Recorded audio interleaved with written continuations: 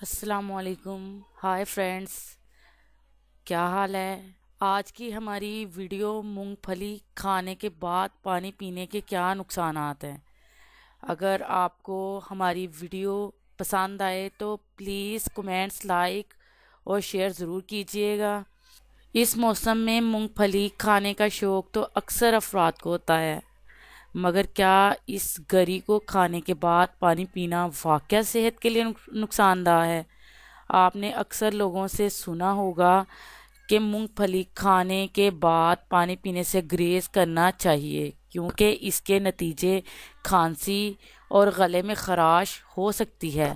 اگرچہ یہ سائنسی طور پر ثابت نہیں، مگر کیا واقعہ ایسا ہوتا ہے؟ تو اس کا جواب یہ ہے کہ اس حوالے سے کئی خیالات گردش کر رہے ہیں جن میں طبی سائنس نے کسی کو بھی فی الحال ثابت نہیں کیا. ایک خیال یہ ہے کہ چونکہ مونگ پھلی جیسی گریاں قدرتی طور پر خشک ہوتی ہیں تو ان کے کھانے سے پیاس محسوس ہوتی ہے اور اس میں موجود تیل کی موجودگی پانی سے دور رہنے کو بہتر ثابت کرتی ہے. اس خیال کے مطابق زیادہ تیل والی غذائیں یا گریاں کھانے کے بعد غذائی نالی میں چربی کا اجتماع ہو سکتا ہے جو کہ گلے میں خراش اور کھانسی کا باعث بنتا ہے. ویسے یہ اب تک ثابت نہیں ہو سکا.